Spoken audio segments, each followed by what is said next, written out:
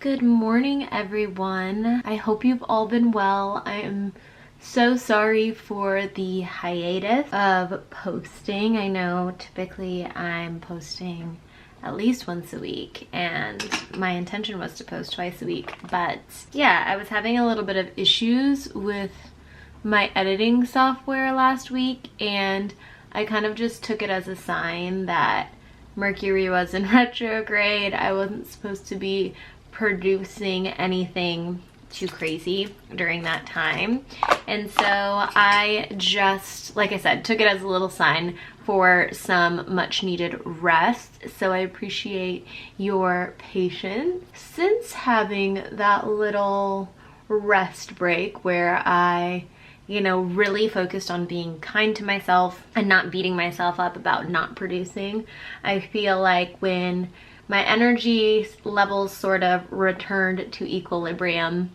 technologically things started going more smoothly. I just found that I had a lot more creativity and a lot more energy. Sometimes I feel like we want to continue on with the same results and keep pushing and forcing and producing because that's the society that we live in. We want to live in the summer and the warmth and not really take time for the rest and the pause in the winter. I have a whole Substack on this, but really cycles exist for a reason, and we have moments of downtime so that we can rejuvenate and restore and come back even better than before. I am really excited to be back vlogging. Sam is currently on a golf trip, so it's just me and Petey for the weekend, which it's always kind of been a little inside joke between my friends and I that when Sam goes out of town, I go into like routine mode Tiana. I don't know if it's because I feel like, you're on your own, so you have to do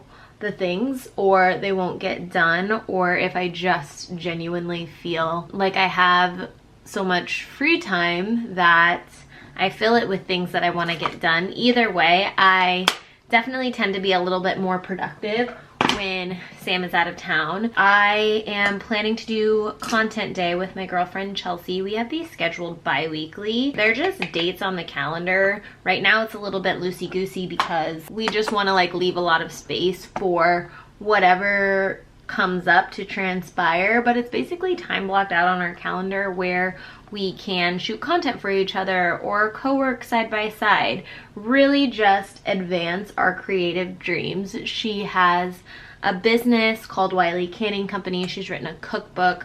She's really amazing and impressive. And one thing we're both focusing on this year is upping our content game and creating more in that capacity. So we have this time slotted to be able to do that. So I think we're just gonna shoot some content today. I put on this top that I recently got at UAL. If you're visiting Nashville, they have other locations in different states. Like I know they have some in Mississippi, Louisiana, a lot of southern states, but you should definitely stop into UAL. It stands for United Apparel Liquidators, and everything in the store is brand new. It just comes from different brands and different stores that maybe didn't sell this inventory, and they have great stuff. So I'm wearing this little Rosetta Getty top that I got recently. It was $54 on sale, but then another 40% off, so such a steal, and I absolutely love the stripes. I have a panel tomorrow that I'm going to for the brand Amoravizza at the Four Seasons, which I'm really excited about. I might end up wearing this tomorrow, so I might end up wearing something different to content day. We're just sort of kind of deciphering as we go. That's really what's on the agenda today. Content. I'm really starting, you guys are like, Gara, you're a broken record. We've heard this 1,000 times, but I really do feel like I'm starting to make headway in this whole content game. I've been struggling a lot with discipline. I mean, the beginning story about feeling like my energy levels were lacking is a great example. My mind wants to push through. My mind says successful content creators create on a consistent schedule. They produce on all of these different platforms every single day, and every time I can't deliver to that caliber, I get really hard on myself, especially mentally, and then I try and beat myself into producing, but then what I produce feels lackluster and doesn't perform well, and then I feel even more down, and it's just this crazy cycle. So I've been really trying to zoom out and look at, okay, obviously discipline isn't a good or a bad thing. I really do believe that in life. Everything is neutral, everything depends on your perspective, but discipline can be a really helpful thing. So what does discipline look like for me? My historic sort of default is what a lot of society defaults to. It's like, produce, be efficient, work hard for the things you want. But then like this more spiritual side of me is like, there is so much built-in nature that you can learn from flow, from contraction before expansion, all of this stuff. I feel like I had a little bit of a light bulb moment the other day where obviously I want to be creating content. I want to be making a livelihood out of this. I want to be on camera. I've wanted that ever since I was little. I talk about that ad nauseum. What clicked into place was this idea that I do need to be disciplined towards that goal, because that is what advances the steps to make the dream a reality, right? But I think where I was getting caught up was that my discipline needs to look like everybody else who I see as successful creators' discipline. And trust me, there's a lot of people like that in my world. I wasn't like listening to myself in that process. I'm like, this is what they do and this is what it looks like, so I need to do that if I want to be successful, without really taking into account like what actually feels aligned for me. So what I came to was set creation hours. I think right now they're going to be 11:30 to 2:30 every day, where it's not about how many videos I produce or what platforms I produce on. It's just dedicated time to advance my dreams. So if that day I feel compelled to make TikToks, I'll do that. If that day I really want to talk about something that's on my heart, maybe I'll write that day. Maybe I'll do a combination of the two or do something completely different. But that way I have structured time that's dedicated towards advancing my dreams, that's disciplined, but it leaves space for me to check in with myself and ask little Tiana and just my truest essence of self, what feels aligned? What do I want to create? Because that's when I feel that you create your most authentic art or content, is when you check in with yourself and make sure it's aligned to you. So that's sort of the discipline routine that I came up with, and right now it's feeling really good. I don't know about you guys, but I've definitely felt like this eclipse was crazy. And there's definitely been a lot of lessons in this season. I think necessary lessons. These things are a part of nature. They're built in for a reason. I definitely think they have their impact, no matter how you want to look at it. As like intense and evocative as this season of learning has been, it's also been really fruitful, and I'm feeling really hopeful about what's to come. Don't mind my hair, I'm doing a fake blowout. So I don't want to ramble on too long, make this too babbly, but I'll take you along, of course, to content day and to anything that I get up to this weekend, perhaps the panel tomorrow. I'm excited to be back vlogging. I love it. It's like show and tell, and I just appreciate all of you who continue to watch and support me and leave comments. It's just fun. It's just fun stuff. So yeah, I'll check back in with you in just a little bit. One thing I've been doing again is counting my macros. I'm trying to eat a little bit more high protein. I'm going into a little bit of a cut for the summer, just to sort of like lean up. So I wanted to show you what I made for lunch today, because admittedly, Sam usually makes me lunch. I did this little chicken salad recipe. It's super simple. It's just basically chicken, celery, walnuts, grapes, Greek yogurt, salt and pepper and seasonings, and red onion. And then I just put it on top of a bed of lettuce. And then with it, I'm gonna have these spicy little pickles from Trader Joe's and a few of these protein chips. I've never tried these, but when I eat a salad, I need a little bit of like crunch. And so these look pretty good. So that's what I'm having for lunch. Just figured I'd show you.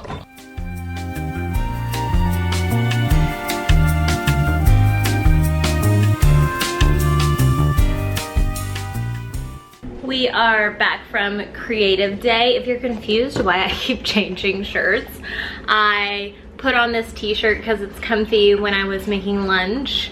then changed into the clothes that I was gonna shoot, and then I just got back and changed back into this t-shirt. In case you were wondering, it's not different footage, it's just my preference. It's a little bit early right now for dinner. We usually kind of eat on the earlier side, but it's so hot in Nashville today, and I want to take Pete for a walk, and I want to do my 5-mile run today as a part of my marathon training. Y'all, we're getting so close, I'm kind of getting nervous. That being said, like I kind of said during lunch, I am fending for myself this week. So one thing I want to do is make dinner a little bit early, and I am trying all of the recipes that Sam doesn't like while he's away. And I saw the most delicious looking recipe for tuna aguachile. So if you don't like tuna, this probably isn't for you.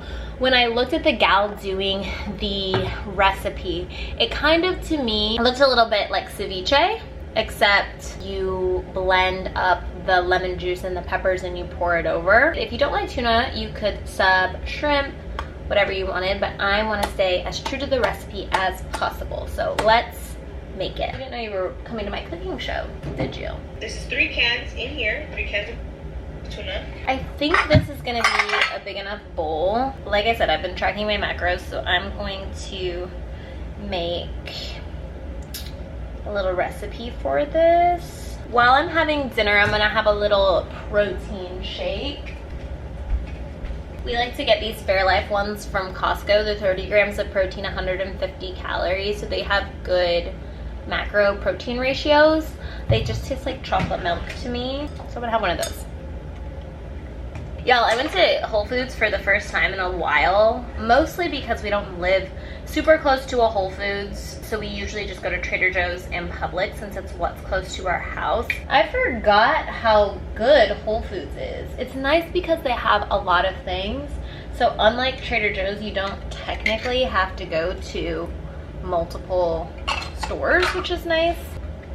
And a lot of people complain about how expensive Whole Foods is, but their 365 brand was actually pretty comparable, and like the produce, so I feel like since Amazon bought it, it's a little bit more maybe accessible. All that to say, I might be shopping at Whole Foods more often. Tuna is in the bowl. What's next, my girl? Okay, so she added onion, cilantro, lettuce, tomato, cucumber. I don't really love tomato, so I'm gonna omit that. I couldn't find shredded lettuce. I also was reading through the comments, and a lot of people were saying, I sub this, I sub that. So what I'm gonna do is put cucumber, pepino. I minored in Spanish, so sometimes I like to brush up on it. A little pepino, a little cebolla, morada, cilantro, and carrot. I don't know what carrot is in Spanish. I should know that, but I think that's what I'm gonna do. So, let me go get those things. I already chopped some onion the other day when Sam and I did shrimp bowls, so that's all ready to go. The good thing about any produce place is that you can just get what you need. So I just got a couple of carrots, and it's a little more price friendly. I think I'm gonna do everything in like a fine dice because I know some people aren't like this, but I really do care about the aesthetic of my food. I just like it all to look even and cohesive, so I'm gonna do that. Let me set you guys up so you can see what I'm doing.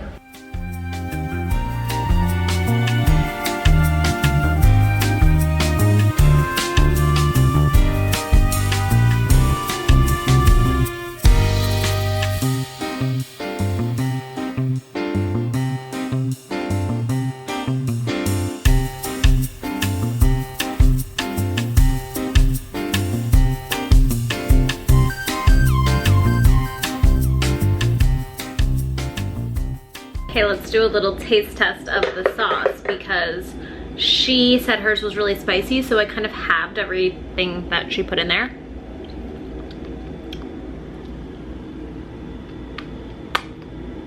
Woo! It's still really spicy. Holy cow.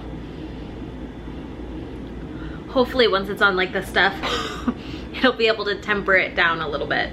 But here we go. I definitely needed a bigger bowl, but I think we'll be okay. So she literally just poured this concoction directly onto the tuna mixture.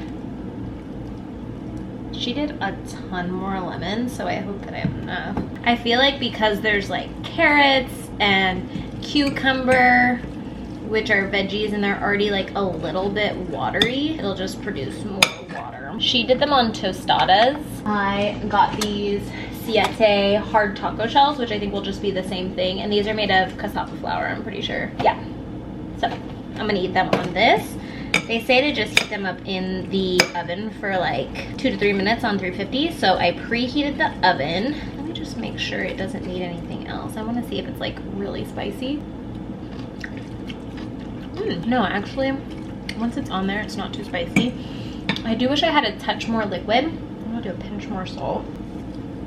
And then this Maggi sauce was in the like actual sauce that we made, the aguachile sauce. So I'm just gonna put a little bit more of that on there as well, just for some added flavor. It's actually really good and really healthy for you. I'll show you the final product. I'm gonna clean up a little bit. It always gets a little chaotic in the kitchen when I clean. And then I'll show you the final result. This is the final product. It's funny to me because I just put a big bowl of tuna aguachile into a smaller bowl of tuna aguachile, but I'm just gonna eat it with these chips and then top with a little bit of Valentina. Bon appetit! We are back, everyone. I feel like after dinner, it was a complete whirlwind.